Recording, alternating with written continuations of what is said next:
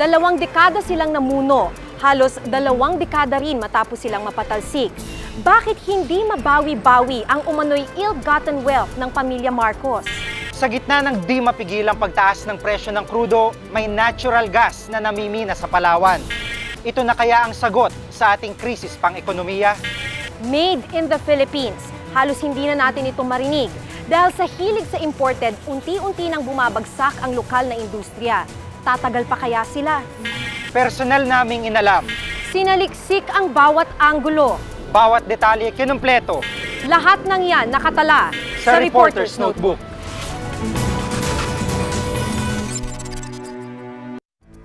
Pambihirang likas na yaman ang natural gas at mayaman tayo rito.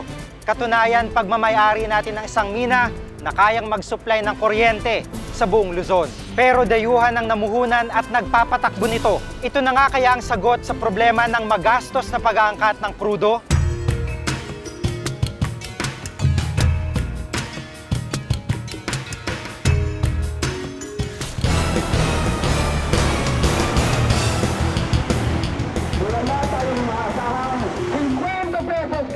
Ang presyo ng langis sa buong mundo ay inaabot ang pinakamataas sa kasaysayan. Hindi magtatagal ito na ang magpapatakbo sa ating mga sasakyan, ang natural gas. Isang uri ng ligtas at malinis na petrolyo mula sa ilalim ng dagat. Sa tanggapan ng Philippine National Oil Company, ipinagmamalaki nila ang pick-up na ito. Matutuwa kayo dahil magiging modelo ito sa pagko-convert.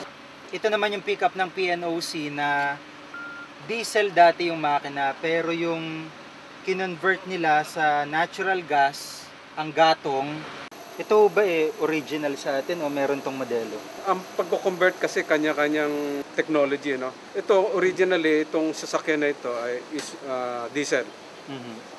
Kinonvert namin into bi-fuel na pwede itong tumakbo ng gasolina o kaya natural gas.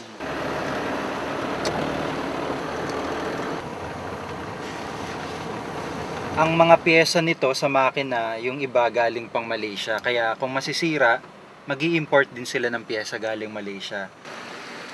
Sinimula na ng gobyerno ang kampanya sa paggamit ng natural gas. Bukod sa malinis, mura pa ito. Halos kalahati lang ng diesel ang presyo. Kaya naman sa tingin ng gobyerno, ito na ang sagot sa papatinding krisis pang-enerhiya. Nakikita ng gobyerno na magandang alternative tong natural gas sa krudo at gasolina sa darating na panahon dahil meron naman tayong supply nito sa Palawan.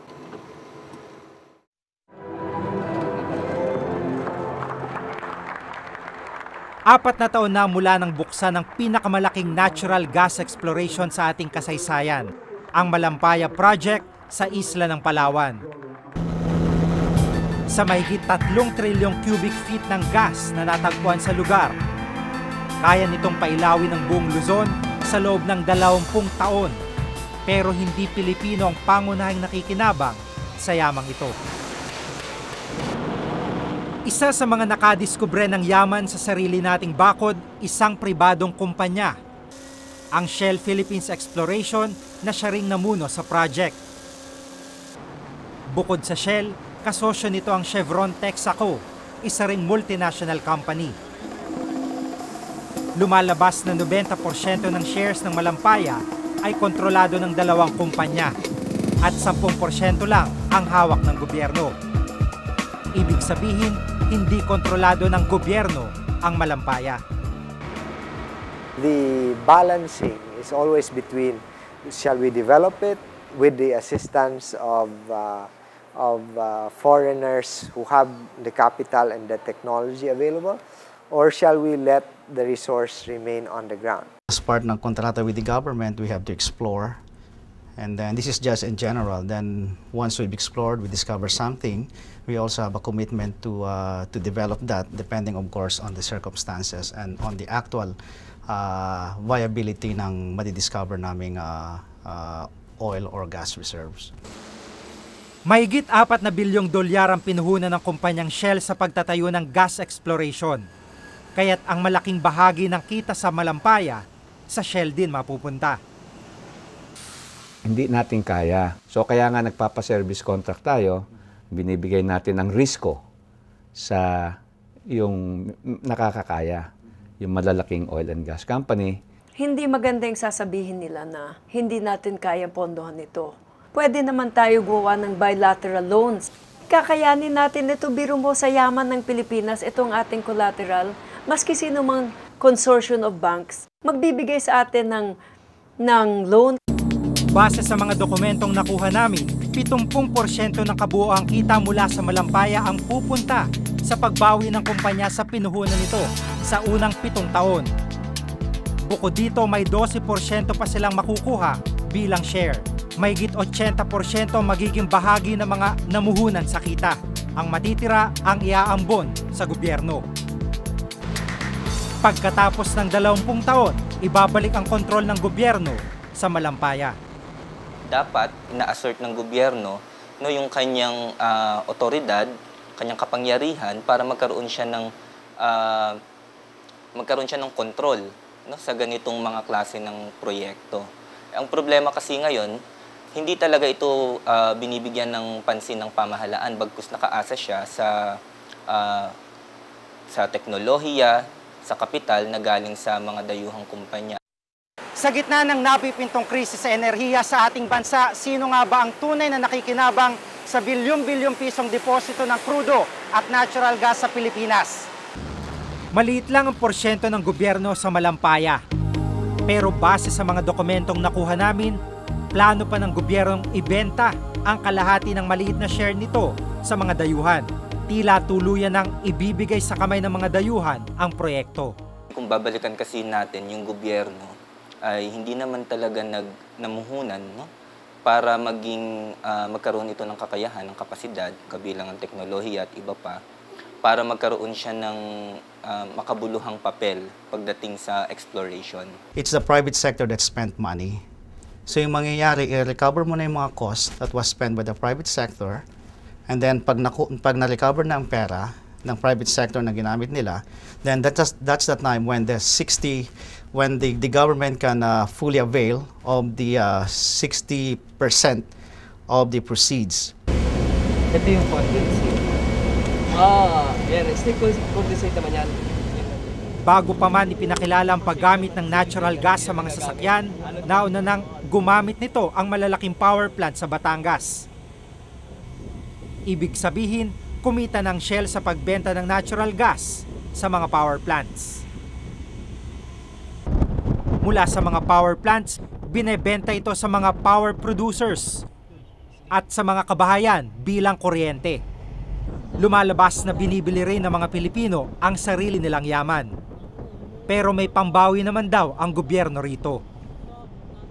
The business guy is buying it and making money out of it. And out of that money, may mga buwis yan na napupunta sa tao. Halos hindi rin tayong pangunahing makikinabang sa ipinangangalandakang natural gas. Hindi raw kasi tayong namuhunan at pinagmula ng teknolohiya para dito. Pero di raw sana tayo madedehado kung may interest at suporta ang gobyerno sa pag-develop ng ating teknolohiya. Kami mga inventor, talaga nagpupursige na mapakita na kaya natin at meron tayong maipapakita.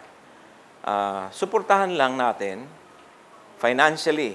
Ang nakikita ko parang mas madali siguro yung kumuha ng teknolohiya sa ibang bansa. Hindi natin malaman kung bakit. Samantalang dito pwede nating pagtulong-tulungan para i-develop. Actually, marami tayong mga produkto related sa energy. Di ba kayo nalulungkot pag ganun? Yun na nga ang masakalap doon eh. Dahil sa halip na tayo ang mag-produce noon, sa ibang bansa pa eh. Yun ang kapanginayang. Isa lang ang Malampaya sa mga proyektong kontrolado ng mga dayuhan sa Pilipinas. Sa aming pagsasaliksik, marami pang mga kumpanyang may kinalaman sa enerhiya at langis ang hawak din ng mga foreign investors. Mayaman daw tayo sa likas yaman. Ngunit tila din natin ito kayang palaguin nang walang tulong mula sa mga dayuhan. Ang tanong, tama nga bang lagi tayong dihado sa pakinabang sa sarili nating yaman? Hanggang kailan kaya magpapatuloy ang ganitong kalakaran?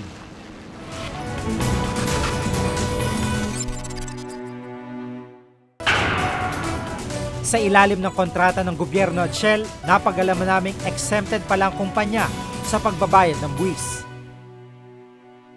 Ang unang simbolo ng pagbagsak ng komunismo, ang palasyo ng mga sinaunang emperador at ang nag-iisang strukturang kita mula sa buwan sa isang bansalang matatagpuan. Alalahanin ng mga kababayang ginawa itong tahanan. Mula dito sa Beijing, China, ako po ang inyong kapuso, Rhea Santos. Tunghayan natin ang buhay ng mga Pinoy abroad. Miyerkules pagkatapos ng Saksi.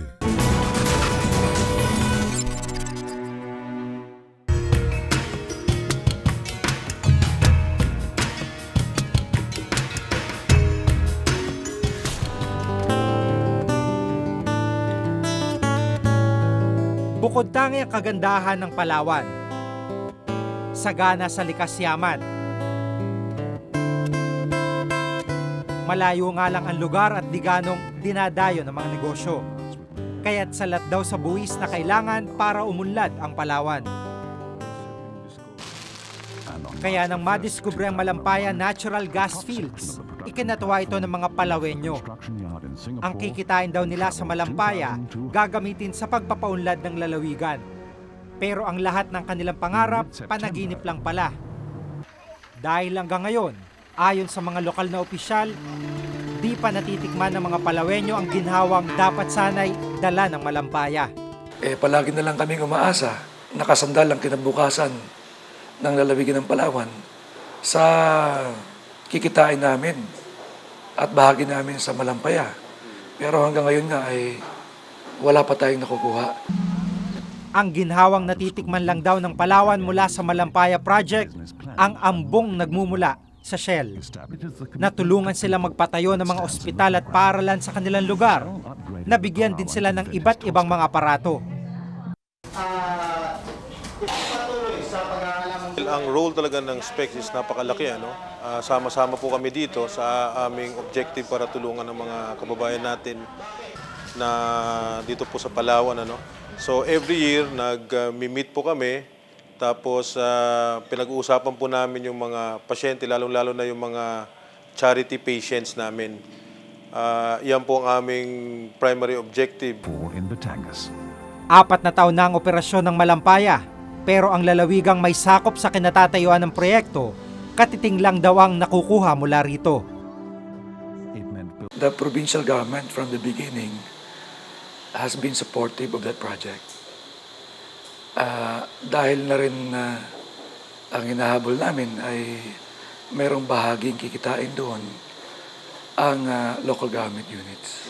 The Malampaya platform as well as the natural gas fields are not within the territorial jurisdiction of Palawan.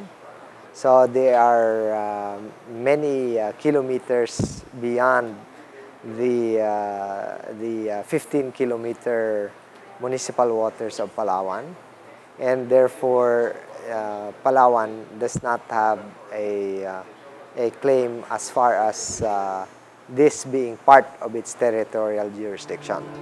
Ang posisyon ng gobyerno salungat sa mga impormasyong aming nakalap. Sa Presidential Decree 1596 ni dating Pangulong Marcos, dineklarang nasa teritoryo ng Palawan ang Malampaya. Sa ilalim ng Republic Act 7611 na ipinasa noong 1992, bahagi rin ng Palawan ang Malampaya. Sa Real Property Declaration ng Shell naman, ang nakalagay na address, Malampaya, El Nido, Palawan. Kung kaya tingin namin, ito'y kabahagi. Tandaan ninyo yung Spratlys Island, yung Kalayaan. 540 kilometers yan. Pero bahagi yan ng Palawan. Yung Tubataha Reef, mga 350 kilometers sa east side naman, kabahagi yan ng Palawan. May matibay na batayan ng paggigiit ng Palawan na sakop nitong Malampaya. Kaya pinaninindigan ng probinsya na dapat makibahagi ito sa kita ng proyekto. Sa ilalim ng Local Government Code, 40% ng perang nakukuha ng gobyerno mula sa proyekto ay dapat mapunta sa Palawan. Base sa mga dokumentong nakalap namin, dapat sana'y 4 na bilyong piso ang kinita ng probinsya mula pa noong taong 2002. Sa loob ng 20 taon, mahigit 2 bilyong dolyar ang inaasahang kikitain ng Palawan mula sa Malampaya. Pero ang halagang ito, sa national government lang daw napupunta.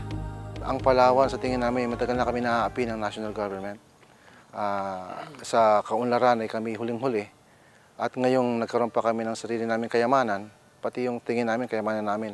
Yung kayamanan para sa amin at sa susunod na henerasyon ay hindi na nanakaw pa sa amin. In Batangas. Ayon sa Department of Energy, naibigay na raw sa Palawan ang dapat na bahagi nito sa kita sa Malampaya. Umabot na raw ito sa 600 million pesos. Pero sa panig ng Palawan, iba ang pinanggalingan ng pera. Hindi pa ito ang kitang dapat mapunta sa probinsya. Meron kami natanggap, pero it's in a form of a financial assistance by virtue of an executive order na nilalabas ni Pangulong Gloria. Ibig sabihin, kung hindi maglalabas ng executive order at financial assistance si Pangulong Gloria, hindi mabibigay ito sa pamahalang panlalawigan. Dapat po sana ay automatic na ito at susundin na lang natin kung ano yung nakasaad sa local government code. Bukod sa share, may iba pa raw na di nakukuhang Palawan mula sa Malampaya Project. Kamakailan, idinimanda ng lalawigan ng Shell dahil sa umano'y di pagbabayad nito ng buwis sa probinsya. May higit sa 200 milyon ang sinisingil ng Palawan mula sa Shell mula pa noong 2001. Well, nasa korte ngayon yan eh. I'd rather not talk about it, kung pwede. Sa ilalim ng kontrata ng gobyerno at Shell, napag-alaman naming exempted pala ang kumpanya sa pagbabayad ng buwis. Bagay na sumasalungat sa karapatan ng Palawang mangolekta ng buwis sa ilalim ng local government code. It has no jurisdiction and therefore it has no power to compel the consortium to pay real estate taxes to the province of Palawan. This is now usurping the powers of the local government unit. Kasi hindi alam ng LGU ay nagkaroon ng agreement ng national government. So, para hindi humaba ang usapan, muli natin dinala ito sa korte for arbitration. Nakakalungkot isipin kahit di man makinabang ang buong bansa sa Malampaya, Palawan man lang sana ay guminhawa. Ngunit ang lalawigang kinatitirikan ng mismong mina, tila siya pang naisahan. Ako si Giga Manicad at ito ang nakatala sa aking Reporter's Notebook.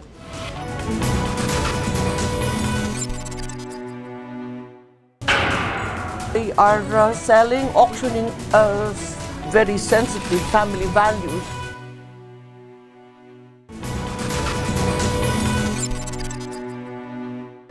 Walang pera ang ating gobyerno. At para makalikom ng pondo, isusubasta raw ng pamahalaan ang mga alahas ni dating unang ginang Imelda Marcos. Ito na ang pinakahuling kabanata ng halos 20 taong pagsusumikap ng gobyerno na mabawi ang umano'y nakaw sa bayan. May mapupuntahan naman kaya ito?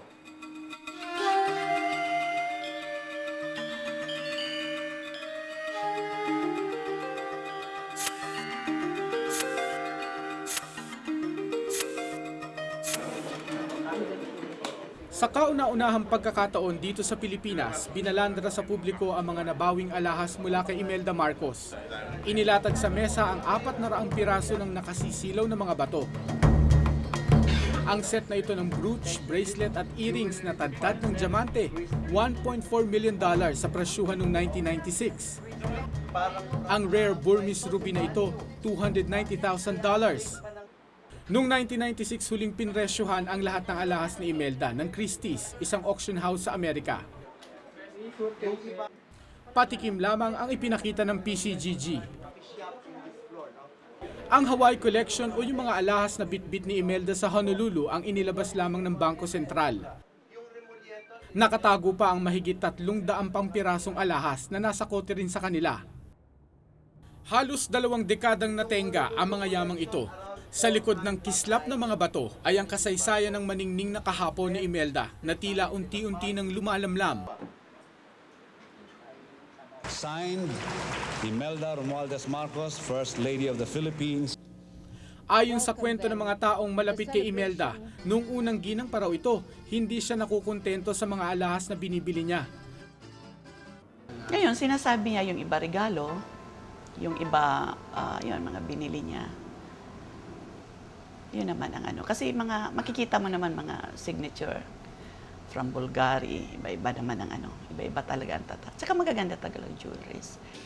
Ayon pa kay Cherry, $1,000 daw ang inuubos ni Imelda sa isang araw ng pagsha-shopping ng alahas sa ibang bansa. Ngunit ang kapangyarihang inakalang walang katapusan sa isang iglap na tuldukan. February 25, 1986, biglaan ang pagpapalaya sa mga Marcos sa Malacanang. Ilang maleta lamang ang kanilang bitbit patungong Hawaii. Pagtungtong ng mga Marcos sa Honolulu, hinarang ng US Customs ang kanilang mga maleta. At nang buksan, tumambad ang mga nakasisilaw na mga alahas ni Imelda. May koronang ginto pa na parang sa Santo Niño. Ipinaglaban ni Imelda sa korte ang kanyang mga alahas, ngunit sa huli, napapayag din siyang pumirma sa isang compromise agreement sa gobyerno. Ilalaglag ang 2 kasong racketeering o ang pagkakaroon ng Hawaii collection na ito bilang ill-gotten wealth laban sa kanya kapalit ng pagsuko niya ng nasabing collection. Hindi na hinabol pa ni Imelda ang iba pa niyang naiwang alahas sa Pilipinas. Kaya nga, nung pakita niya sa akin yung mga pictures, tsaka naiiyak siya, naawa ako sa kanya. Dagdag pa ni Cherry, sa sobrang hilig daw ni Imelda sa alahas, pati tiyangge, pinapatos na niya ngayon. Namimili siya yung mga bato sa mga rubies, no? Emeralds, dito sa Green Hills. Dito lang. Oo. So, dyan, dinidesign niya. Tuwan-tuwa siya, pinakikita niya sa amin. So, yun. Ipinakita pa niya sa amin ang ibinigay sa kanya ni Imelda. Ang dating unang ginang raw ang mismong nagdisenyo nito. Siyempre, kung Imelda Marcos ang magsusuot nito, sino mag-aakala? Fake pala to. Dito ho yung filing, ma'am. Ayun, Dalila. Ngayon, muling umaapila sa korte si Imelda para pigilan ang plano ng Presidential Commission on Good Government o PCGG na isali sa Geneva auction sa November ang mga alahas niya. Ayon sa PCGG, 3 beses na ring naantala ang pagbenta ng mga alahas. There were attempts at that time to sell this through auction houses. But at that time, may mga cases, may history na itong cases, hinihintay pang mga resulta. Tapos may mga requirements na kailangan pang gawin, no? Desidido na raw sila ngayon na ituloy ang pagbebenta. They are auctioning the objects of deep family, very sensitive family values, and that is now being auctioned off.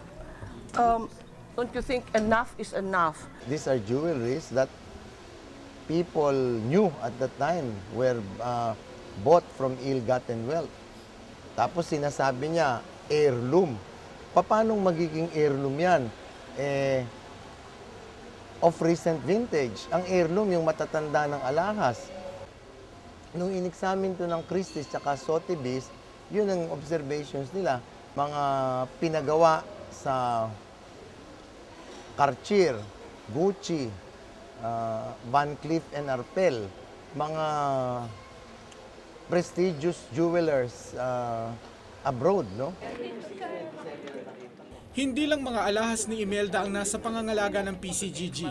Kasama na rito ang iba pang ari-arian. Sa katunayan, ipinagmalaki ng PCGG na sa 627 billion pesos na Marcos wealth, 57 billion ang nabawi at pinakikinabangan na ng mga Pilipino. Sa loob ng 2 dekadang pagbuno upang mabawi ang kabuuang nakaw na yaman, wala pa ito sa 10%. Bagay na ayon kay Attorney Frank Chavez, hindi dapat ipagmalaki. We have documented proof that the Marcos illegally acquired assets are no less than $10 billion. So it's really a pittance to consider the recovery made by PCGG this past 2 decades. Pagtatanggol ng PCGG, sadyang mabagal lang ang legal na proseso. Talagang hindi ganun kabilis. Siyempre, hinihimay yan eh. Di ba? Hindi naman basta-basta lang. Ang court, hihimayin niya ang ebidensya, titignan niya bago siya gumawa ng ruling. What can you expect if an institution does not pursue consistently its mandate and the policies differ depending on who sits in power, then you get cross purposes along the way and you'll never achieve what has originally been set out to be done. Pang taon din. Ang unang bahagi, ang masaklapan nito sa halagang dapat sanay na pakikinabangan na ngayon, pinupukol pa ng mga aligasyon at anomalya. Kaya ang mga benepisyaryong magsasaka at biktima ng human rights, unti-unti nang nawawala ng pag-asa. Mula nung i-implementar itong CARP,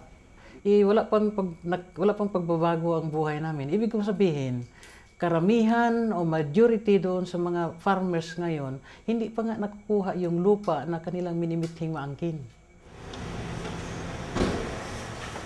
Gayon din ang mag-asawang Carlos at Selma, mga human rights victim at nakaranas ng torture ng makulong ng halos 1 taon noong 1973. Kahit matindi ang pangangailangan ng mag-asawa ngayon dahil nagdadialysis si Aling Selma 2 beses sa isang linggo, hindi na umaasa pa sa kahit anong perang maaari nilang matanggap. Huwag sana nilang tingnan na kami ay nanghihingi. Ito po ay karapatan namin sapagkat ito ang isinaad ng husgado. Hindi po kami, wala po kaming utang na loob kahit kanino sapagkat ito po ay isinampa namin at pagkakasala ng Marcos Estate laban sa mga biktima ng martial law. Yang ang claim na yan, ang tagal-tagal na.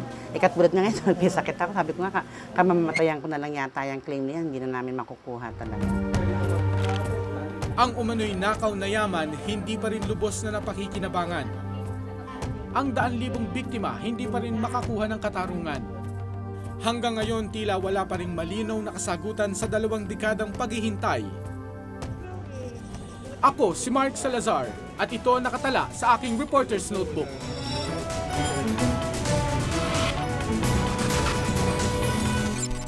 Kasi tayo na masyado nabigyan ng protection ng gobyerno. Yun ang talagang totoo yun. Hindi tayo nakahanda sa pagpasok ng mga Ilang taon nang naghihingalo ang industriya ng sapatos sa bansa. Sa kabila nito, pinapatay palalo ito ng pagpasok ng mura at imported na sapatos. Tuluyan na nga kayang mawala ang industriyang minsang tiningala pati ng ibang bayan.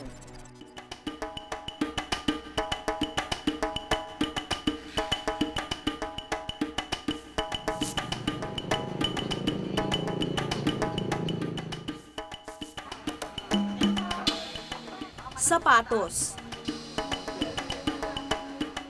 Sinong mag-aakalang taon-taon higit sa 600,000 trabaho ang nawawala dahil sa unti-unting pagkamatay ng industriya nito? Gasgas ng usapin ng issue, pero bakit tila hanggang ngayon ay wala pa ring malinaw na solusyon sa problema?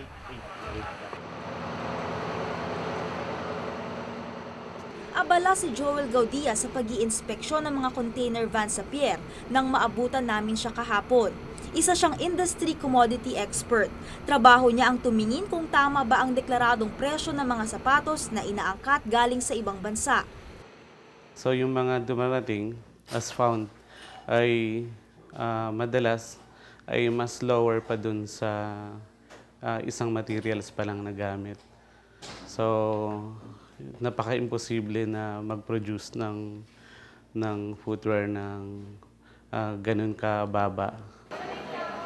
Technical smuggling ang tawag dito. Mayroon ding pagawaan ng sapatos si Joel, pero mula nang humina ang kita, matumal na rin ang kanyang negosyo. Possible na mag-shutdown yung mga ating local industry na nagmamanufacture ng footwear. Sa side naman ng government, a lot of losses in terms of duties and taxes. Masinsinang inspeksyon ng mga inangkat na produkto ang isa sa napipisil niyang solusyon. Ngunit may nakikitang butas si Congressman Del de Guzman dito. Siya ang author ng Shoe Law o RA 9290. Ang kaya lang nilang i-monitor ay yung Manila Port. So may mga port tayo sa Cebu, meron din tayong international port sa Davao.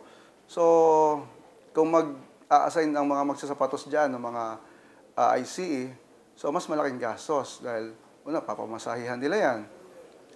Baka iupa pa nila ng bahay at gastos nila pang araw-araw ng pagkain. Kaya ang kasagutan niya, lahat ng sapatos na binibili ng gobyerno tulad ng sa pulis at militar, dapat gawa sa atin. Mas mababang tax din anya ang dapat ibigay sa mga magsasapatos. We encourage government employee to buy at least one pair of locally manufactured shoes. Dahil siyempre, sinusweldo nila, yung paggastos natin sa gobyerno, galing lahat yan sa mga tax ng ating mga mamamayan at galing sa mga magsasapatos din. So, ngunit hindi raw sapat ito. Ayon sa mga retailers, hindi raw nito mapipigilan ang pagbulusok ng industriya. If you will ask me how profitable my business today compared to before, several years back, mas profitable, mas lucrative before than itong panahon ngayon. Pinapalala pa ito ng colonial mentality ng mga Pinoy pagdating sa pagpili ng sapatos na bibilhin. Mura ho. Kaysa iba. Dito ito, nabibigyan nila ng magkano? 300? May opo. Dito sa pamilihan ng Marikina, damang-dama ang umunoy paghihingalo ng industriya ng sapatos. Tila tinalo na ng imported na sapatos ang tanyag ng Marikina shoes. Naguhugas kamay naman ang mga retailers. Kung ano naman yung demand, yun ang ititinda mo eh.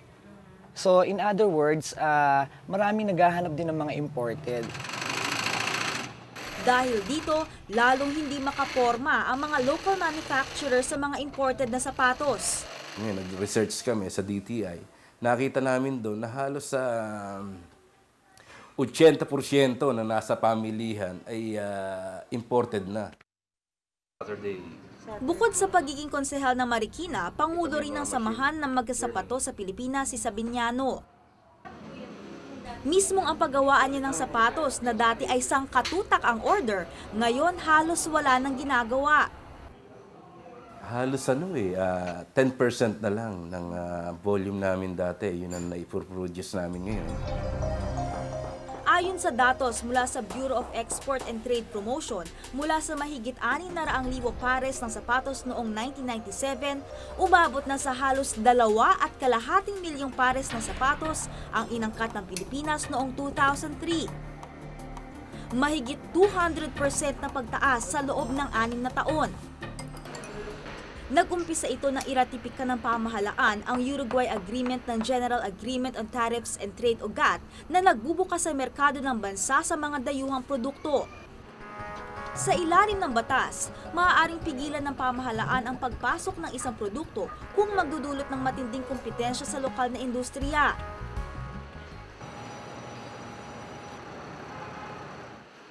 Aminado naman ang DTI na kulang ang implementasyon ng batas. Ang Footwear Development Act, in implementing rules and regulation niya sa kasalukuyan ay ipina-finalize pa ng gobyerno. Yun kasi pag ang batas kasi para ma-implement yun, kailangan maaprubahan yung tinatawag nilang Implementing Rules and Regulations or IRR. Ilag naman ng Bureau of Customs pagdating sa issue ng pagkapatupad ng anti-dumping law at pagsawata ng technical smuggling. Walang nangyayaring technical smuggling dito sa Bureau of Customs, lalo dito sa Port of Manila. Sa kadahilanan na meron mga watchdog tayo na nagbabantay na hindi pa hintulutan ang pagdating dito ng mga shoes na undervalued or under quality. Ang masakit pa, sa paghina ng industriya ng sapatos, maraming ibang industriya ang nadadamay. Ilan dito ang textile, tanning, adhesive at ang mga gumagawa ng shoe lash o yung mga hulmahan ng sapatos. Sila ang nag-supply ng material sa mga magsasapatos. Hindi tayo nakahanda sa pagpasok ng mga imported. Nabigla talaga ang shoe industry, especially shoe industry, nabigla sa pagpasok ng mga imported. Sa kabila nito, nakakatuwang may mga Pinoy na loyal pa rin sa mga gawang sariling atin. Marikina is known for sapatos, diba? So dito talaga ako namimili. Sa ngayon, higit 2,000 pabrika na ng sapatos ang nagsara. Nasa 100 na lang ang natira. Ang tanging tiyak sa kasalukuyan ay ang patuloy na kawalan ng konkretong solusyon sa problema nila. Ako si Lay Alves at ito ang nakatala sa aking Reporter's Notebook.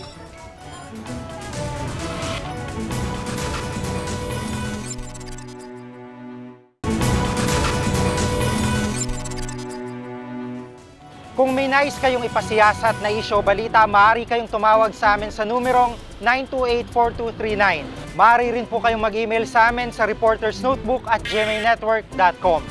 Para sa malalimang pagtingin sa mga issue o balita, samahan niyo kaming muli sa susunod na Martes. Ako si Maki Pulido. Ako si Jigo Manikad at ito ang Reporter's Notebook.